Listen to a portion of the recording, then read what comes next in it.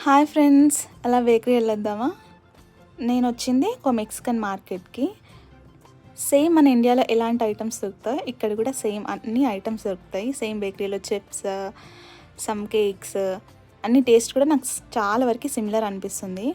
నేను మెయిన్గా ఇక్కడికి వచ్చింది ఎందుకంటే ఒక ఐటమ్ తిందామని ఎప్పటి నుంచో అనుకుంటున్నాను. బట్ ఎప్పుడు వచ్చినా అక్కడ స్టాక్ అవైలబుల్ ఉండకపోయేది.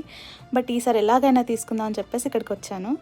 బట్ మనం ఒకదాన్ని కొనడానికి కోసం మిగతావి కూడా కొనాలి అనిపిస్తుంది కదా, అందుకే ఈ ఎక్స్ట్రా ఐటమ్ కూడా తీసుకున్నా, ఎలా ఉంటుంది టేస్ట్ చేద్దామని చెప్పేసి.